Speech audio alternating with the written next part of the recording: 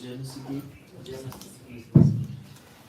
प्रभु का धन्यवाद हो कि एक बार फिर हम इस प्रकार से मिल सके।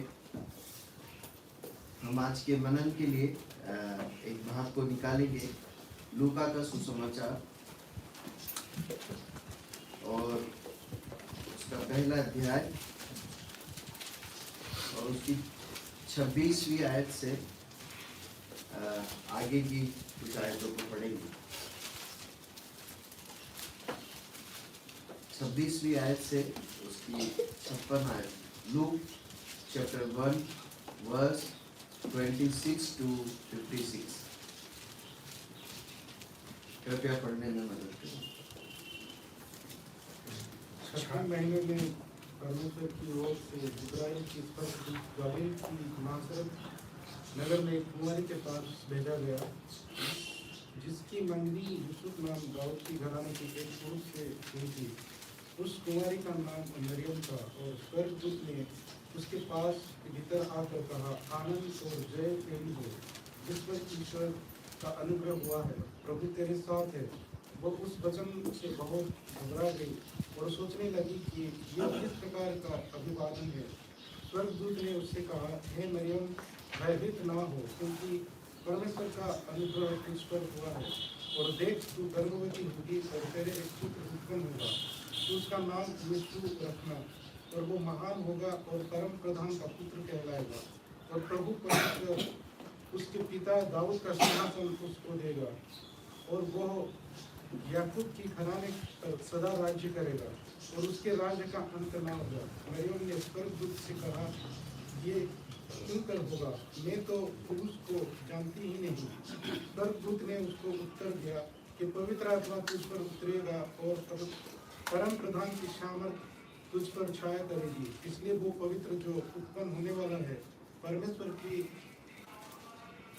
पुत्र कहलाएगा। और देख, और तेरी कुटुंबिनी एलिशा के भी बुढ़ापे के पुत्र होने वाला है। ये उसका जो बाँझ कहलाती थी 6वां महीना है, क्योंकि जो वचन परमेश्वर की ओर से होता है वो प्रभाव रहित नहीं होता। मरियम ने कहा, देख, मैं प्रभु की दासी हूँ, मुझे तेरे वचन के अनुसार हो। तब स्वर्गदूत उसके पास से चला गया। उन दिनों में मरियम उठकर शीघ्र ही पहाड़ी देश में यहूदा की एक नगर को गई और जकरिया के घर में जाकर एलीशिबा को नमस्कार किया। क्यों ही एलीशिबा ने मरियम का नमस्कार सुनते ही बच्चा उनके पेट में उछला और एलीशिबा पवित्र आत्मा से परिपूर्ण हो गई, और उसने बड़े शब्द से पुकार कर कहा, तू स्त्रियों में धन्य है और तेरे पेट का फल धन्य है।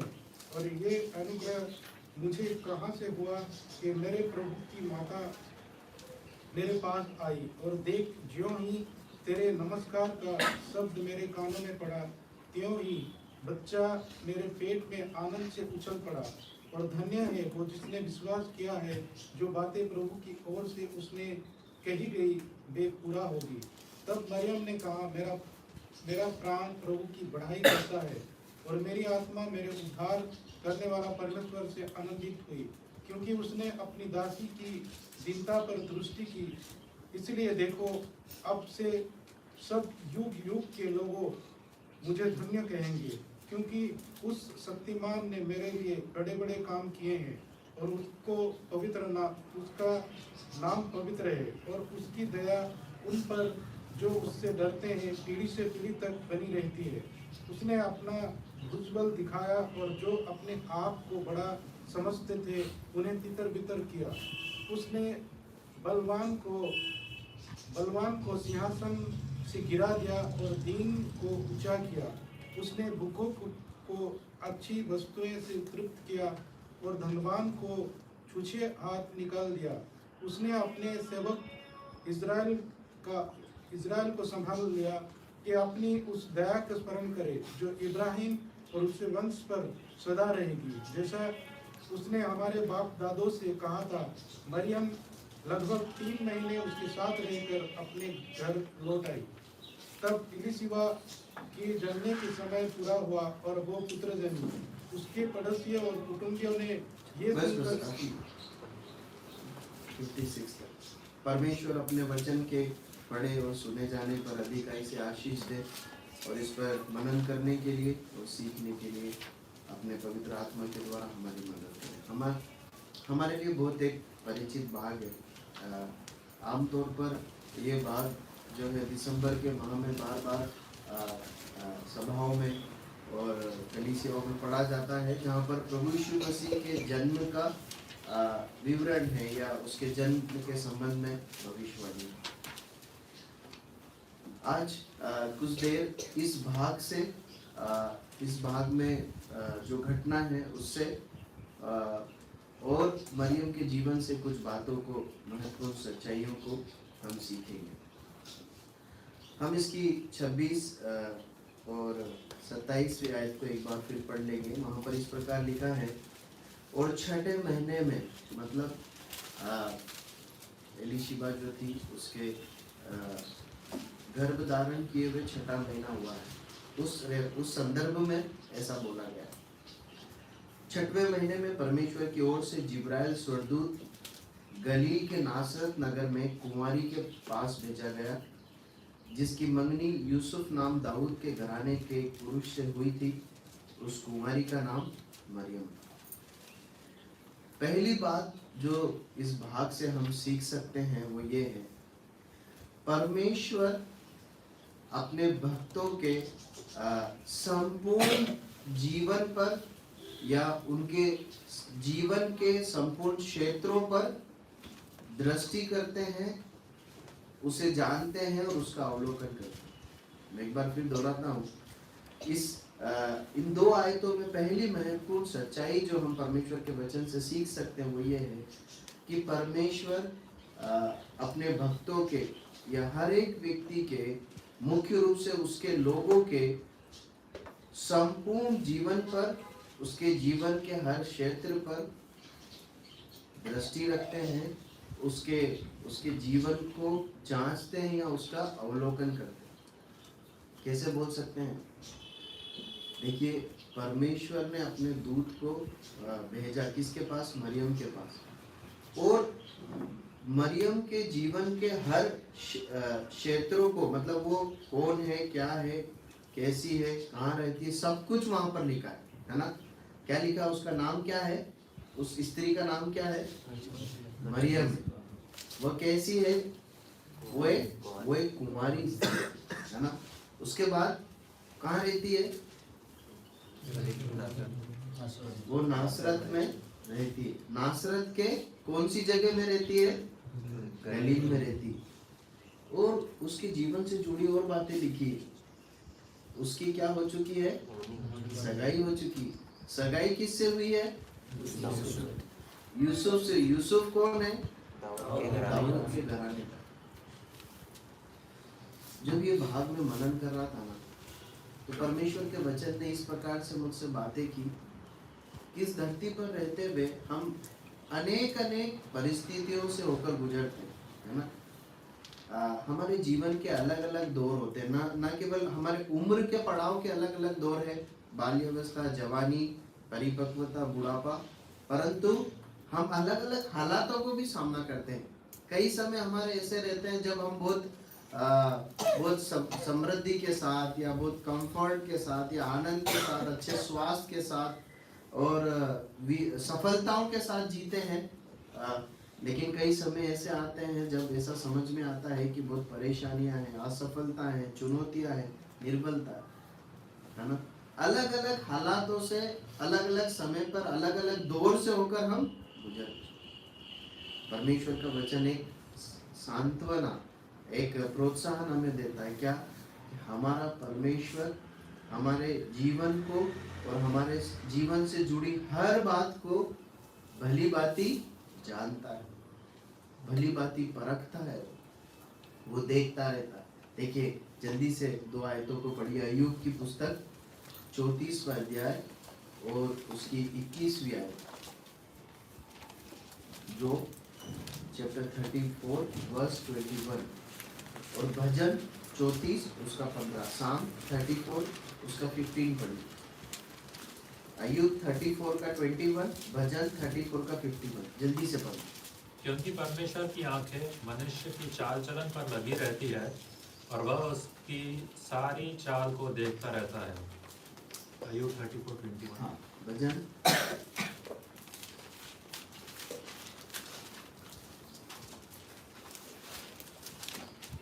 भजन 34:15। यहोवा की आंखें धर्मियों पर लगी रहती हैं और उसके कान भी उनकी दुहाई की ओर लगे रहते हैं। देखिए, बाइबल के दो बड़े भक्तों के द्वारा लिखे गए वचनों को पढ़ते हैं। वो अपने जीवन के अनुभव से और परमेश्वर के साथ चलने के जो उनका जीवन था उससे वो इस बात को कहते हैं क्या, कि परमेश्वर की आंखें उसके भक्तों पर और उनके चाल चलन पर लगी रहती है। ठीक है, आगे बढ़ते हैं। क्यों परमेश्वर मनुष्य के चाल चलन को इतनी ध्यान से देखते हैं, या क्यों परमेश्वर अपने भक्तों के जीवन का बहुत ध्यान से अवलोकन करते हैं? क्यों मालूम है? उसका उत्तर यहीं पर हमें मिलता है। परमेश्वर के पास मरियम के लिए एक योजना थी।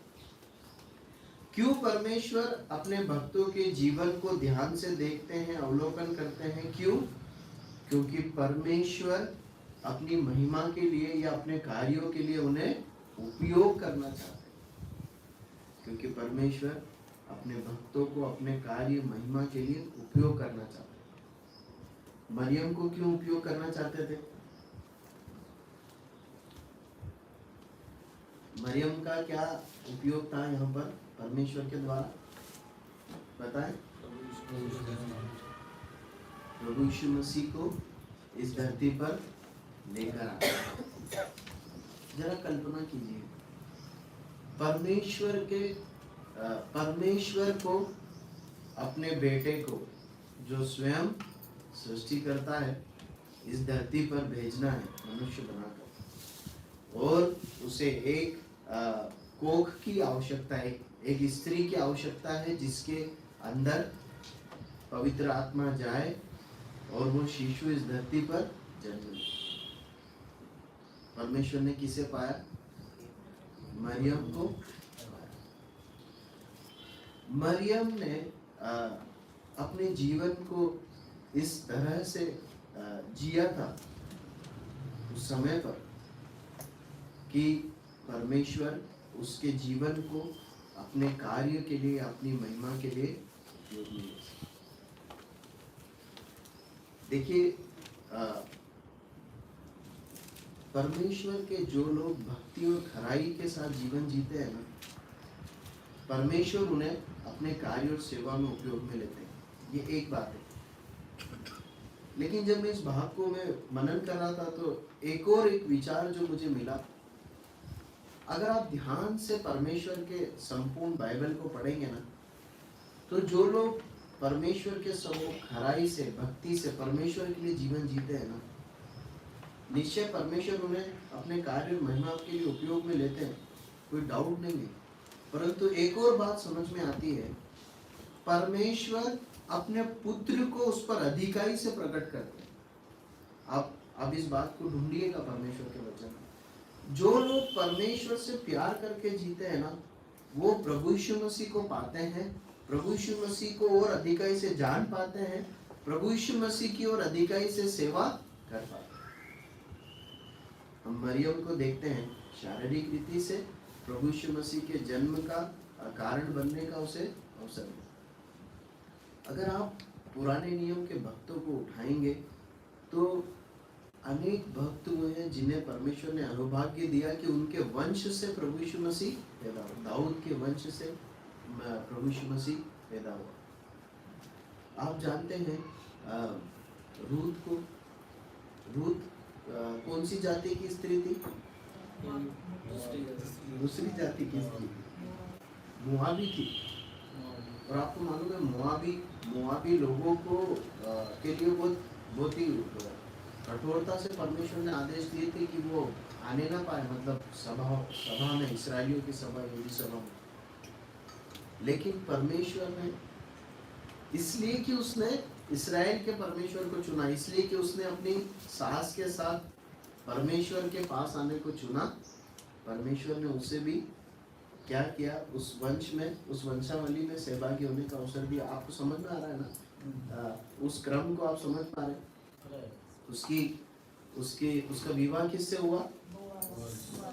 उसके बाद हम देखते हैं वहां से प्रभु यीशु मसीह का वंश को हम देखते हैं। प्रभु यीशु मसीह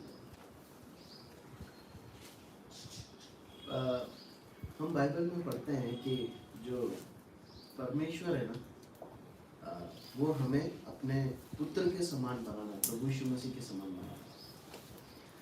मैं सोच रहा था ऐसा क्यों? मुझे एक बात बताइए, पिता का सबसे प्यारा और एकलौता बेटा कौन है? प्रभु यीशु मसीह है ना। वही पिता को सबसे प्यारा और सुंदर है।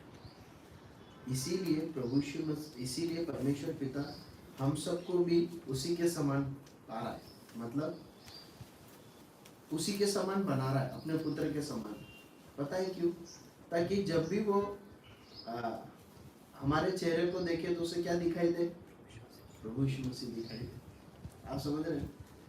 जब वो दिनेश भाई के चेहरे को देखे, मेरे चेहरे को देखे, रोमन भाई को देखे, हम सबको जब वो देखे तो परमेश्वर क्या चाहता है? कौन दिखाई दे?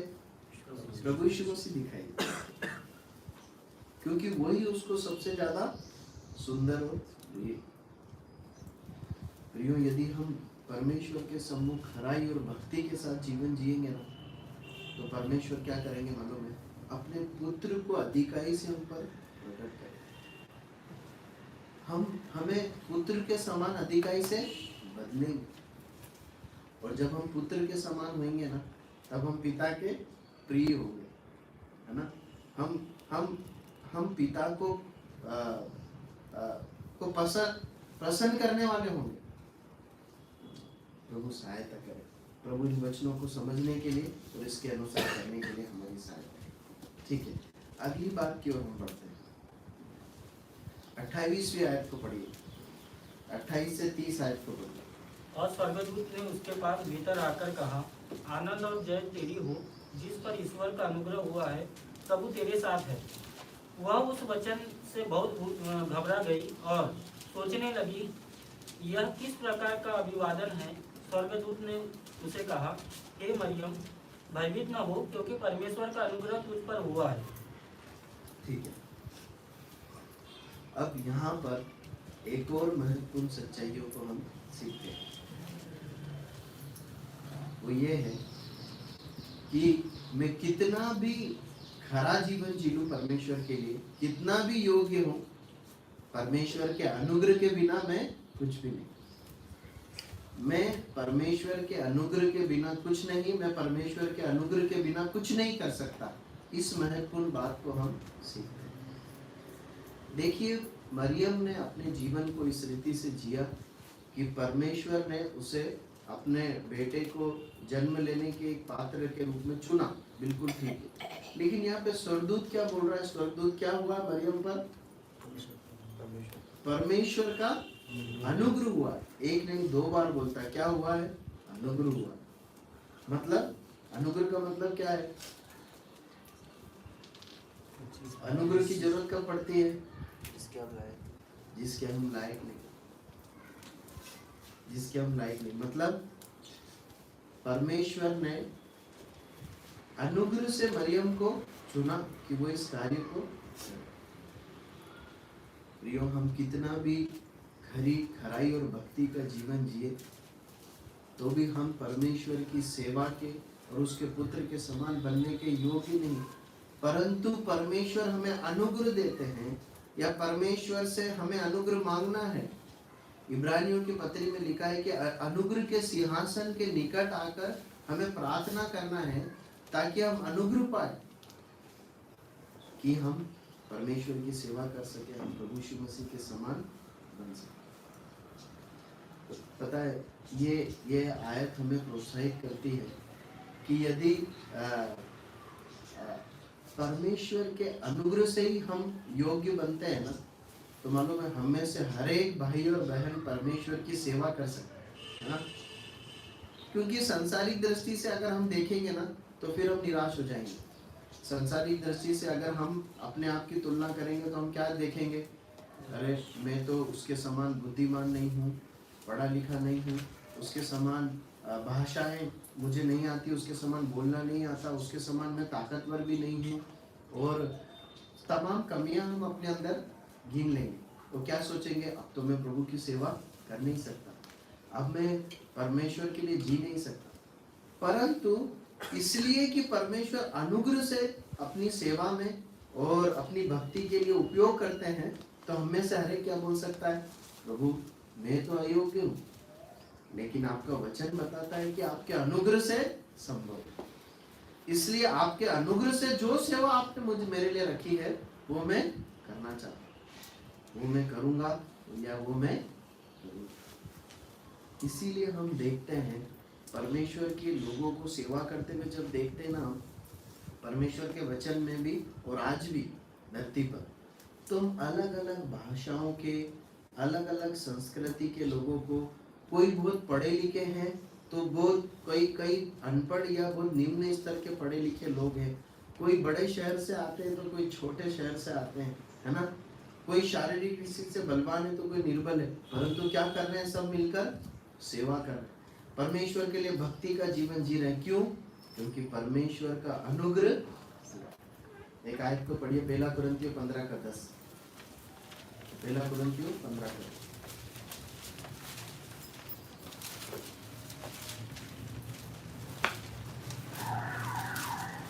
परंतु मैं जो कुछ भी हूँ परमेश्वर के अनुग्रह से हूँ, और उसका अनुग्रह जो मुझ पर हुआ वो व्यर्थ नहीं हुआ, परंतु मैंने उन सबसे बढ़कर परिश्रम भी किया, तो भी यह मेरी ओर से नहीं हुआ, परंतु परमेश्वर के अनुग्रह से जो मुझ पर था। देखिए एक बड़ा भक्त क्या कह रहा है, मैं जो कुछ हूँ परमेश्वर के अनुग्रह से। मैं आपको बता दूं, आप सब जानते हैं कि पौलुस एक बहुत पंडित व्यक्ति था। उसने गमलीएल के चरणों के पास बैठकर परमेश्वर की व्यवस्था को बहुत खराई से अक्षरशः सीखा था, है ना। बहुत ज्ञानवान व्यक्ति था, रोमी था, अच्छा एक अधिकार रखने वाला एक व्यक्ति था, लेकिन वो क्या बोलता है, परमेश्वर की सेवा में मैं जो कुछ हूँ किसके कारण हूँ, परमेश्वर के अनुग्रह के कारण। यूँ हम चाहे जैसे क्यों ना, हमारी चाहे जो निर्बलता क्यों ना, परमेश्वर अपने अनुग्रह से हमें उपयोग करता है, कर सकता है और हमें करेगा। हमें प्रभु के चरणों पर समर्पण करने की आवश्यकता। अगली बात को हम देखते हैं, अगली बात की ओर आते हैं। इसी आयत में हम पढ़ते हैं, जिस पर परमेश्वर अनुग्रह बरसाते हैं उसे आनंद और जय भी देते हैं। जिस पर परमेश्वर अपना अनुग्रह देते हैं उसे आनंद और जय भी देते हैं। 28वीं आयत में क्या लिखा है, और स्वर्गदूत ने उसके पास भीतर आकर कहा, आनंद और जय तेरी हो, जिस पर परमेश्वर का अनुग्रह हुआ। मुझे एक बात बताइए, इस एक बात के बाद प्रभु यीशु मसीह के जन्म के भविष्यवाणी के बाद जब मरियम गर्भवती हुई, तब से लेकर आगे के जीवन को मुझे बताइए, आपको क्या समझ में आता है? मरियम का जीवन आसान सरल था, कठिनाइयों से मुक्त था या कठिनाइयों से भरा हुआ? कठिनाइयों से भरा हुआ। फिर यहाँ पर ऐसा क्यों लिखा है कि आनंद और जय तेरी?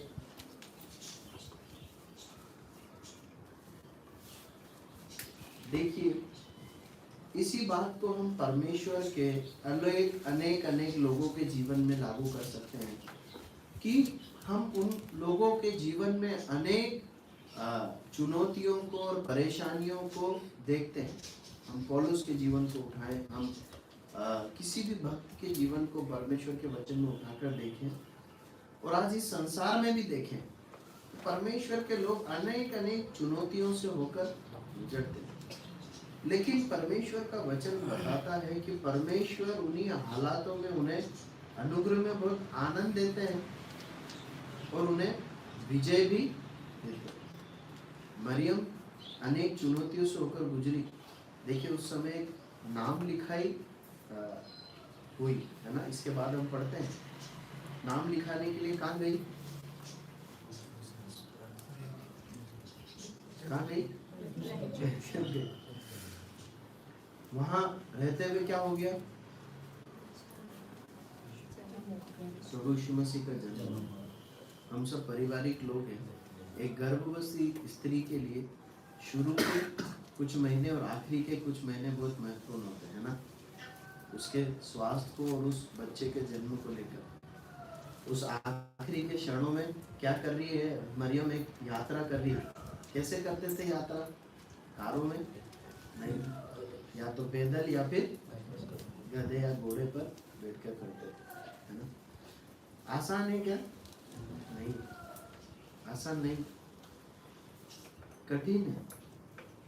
उसके बाद के जीवन को देखें तो आसान है क्या? कठिन। लेकिन हम देखते हैं कि मरियम ने उस कार्य को पूरा किया। क्या किया? ये उसकी जय। देखिए हमारे जीवन की सांसारिक पराजय, परेशानियां और हालात हमारी आत्मिक जयों को निर्भर नहीं करते। हो सकता है हमारे जीवन में उतार चढ़ाव, हो सकता है हम गिर भी जाए, परंतु परमेश्वर हमारे जीवन में अपने कार्यों को सफल करने के लिए सामर्थ्य, वो हमें जय देते और वो हमें आनंद भी देते। कुछ आयत को पढ़िए जल्दी से, इसका 46 और 47 आयत पढ़िए इसी का। वहाँ पर इस प्रकार का लिखा है, मरियम गाती है गीत को। तब मरियम ने कहा, मेरा प्राण प्रभु की बड़ाई करता हूँ, मेरी आत्मा मेरे उद्धार करने वाले परमेश्वर में आनंदित हुई है। ये है जो प्रभु चखने के लिए देता है, निश्चय देता है। और कुछ आयतों को पढ़िए, 2 कुरिन्थियों 6:10 पढ़िए। 2 कुरिन्थियों 6:10 और 11:27। शोक करने वाले के समान है परंतु सर्वदा आनंद करते हैं, कंगालों के जैसे है परंतु बहुतों को धनवान बना देते हैं। ऐसे है जैसे हमारे पास कुछ नहीं तो भी सब कुछ रखते हैं। देखिए पौलुस अपने जीवन को बता रहा है, संसारिक रीति से इस हालत में है लेकिन फिर भी आनंदित है, गरीब है फिर भी दूसरों को धनवान बनाता। ये एक आत्मिक आनंद और आत्मिक दहन है जिससे एक व्यक्ति अपने जीवन को जी पाता है। 11:27 पढ़िए। में बार बार जागते रहने में, भूख प्यास में बार बार उपवास करने में, जाड़े में उगाड़े रहने में और बातों को छोड़ जिनका वर्णन मैं नहीं करता, सब कलीसियाओं की प्रतिदिन मुझे दबाती है। देखिए इस प्रकार का एक जीवन पौलुस का रहा है, लेकिन फिलिप्पियों की पत्री में हम उसे ये कहते हुए देखते हैं, आनंदित रहो। मैं फिर कहता हूँ आनंदित रहो। देखिए हम एक व्यक्ति ऐसा कब कह सकता है जब वो खुद उस प्रकार से जिया, है ना, तभी वो दूसरों को प्रोत्साहित कर सकता है। प्रियो, जब इस बात का मैं मनन कर रहा था तो मुझे इस बात को समझ में आया कि इस जीवन में अनेक कारण दुख निराशा के आएंगे और हम निराश दुखी होंगे भी सही, लेकिन प्रभु उसमें भी हमें अनुग्रह देंगे, शांति, आनंद और जय देंगे। हर दिन या हर हालात एक जैसे हमेशा नहीं है। प्रभु अपने लोगों को नहीं छोड़ते। आगे बढ़ते हैं, अगली बात को देखते हैं। लूका में आ जाए 1 और उसकी 34वीं आयत को पढ़ो, वर्ष 34। मरियम ने स्वर्गदूत से कहा, यह कैसे होगा, मैं तो पुरुष को जानती ही नहीं। स्वर्गदूत ने उसको उत्तर दिया, पवित्र आत्मा। बस काफी। मरियम अपनी जवानी में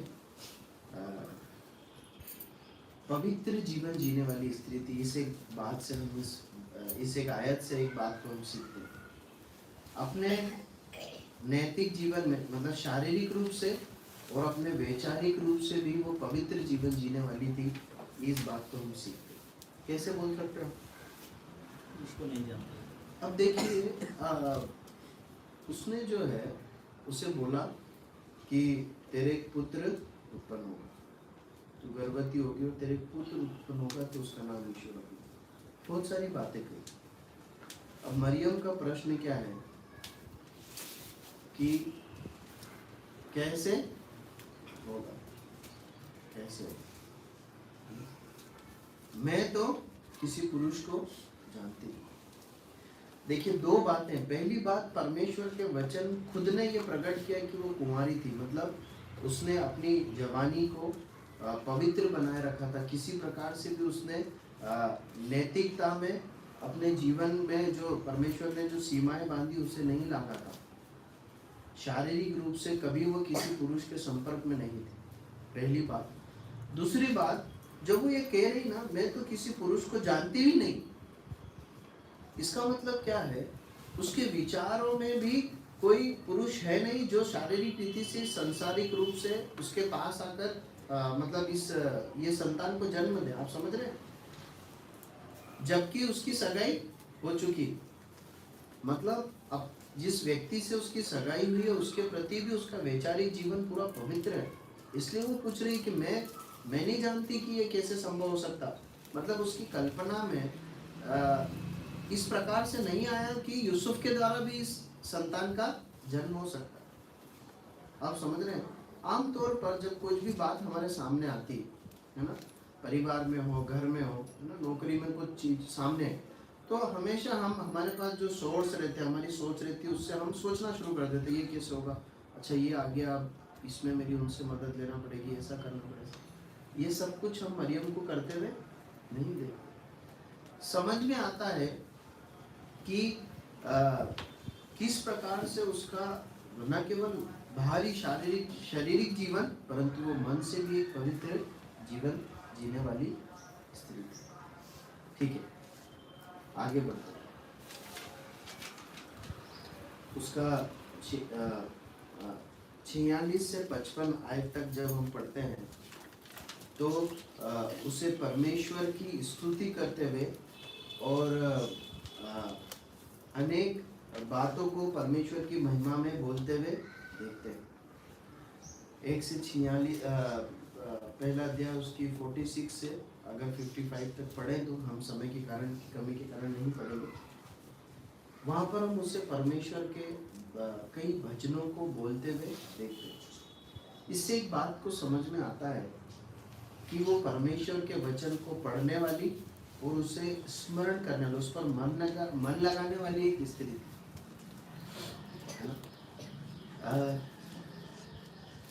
मैंने इसको ढूंढकर अध्ययन नहीं किया, मतलब मैंने स्वयं नहीं खोजा, पर मुझे एक ऐसा मतलब ऐसी जानकारी मिली। परमेश्वर के विद्वानों का ऐसा मानना है कि लगभग पुराने नियम से करीब लगभग 15 भागों को उसने यहाँ पर बोला है। लगभग इतने भागों को उसने परमेश्वर की महिमा करते समय उपयोग किया जो पुराने नियम में ऑलरेडी लिखे हो।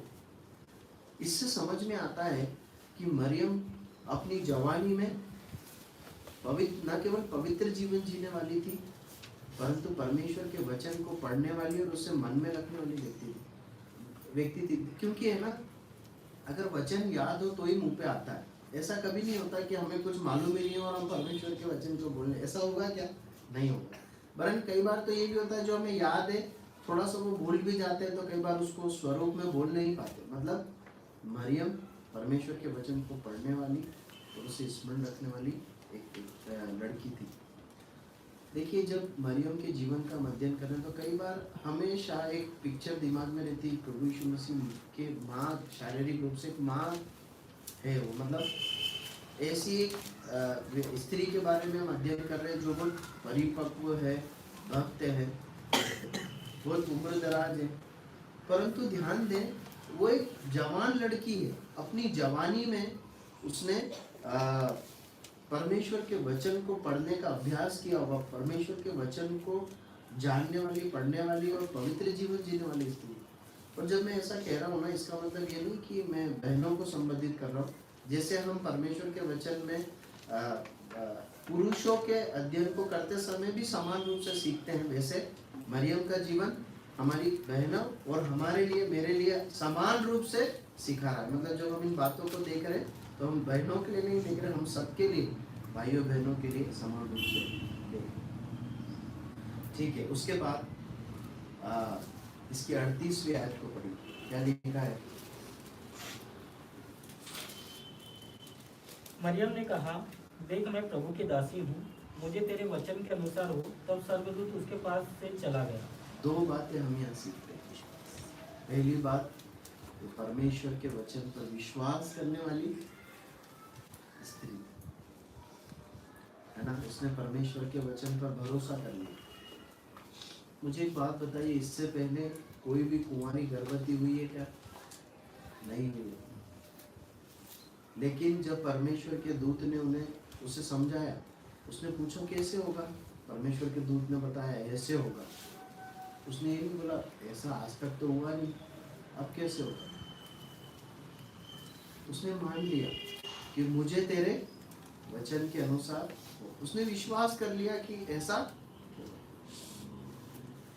प्रियो, ऐसा हो सकता है कि हमारे जीवन में हम कई बार ऐसी परिस्थिति का सामना करें जो यथावत परमेश्वर के वचन में नहीं लिखी है, या फिर हमने दूसरे विश्वासी के जीवन में भी ना देखी है, परंतु फिर भी हम परमेश्वर के वचन पर भरोसा रख सकते हैं, है ना, कि परमेश्वर हमारे साथ है, या उसमें से हमें निकालेंगे या हमें विजय देंगे।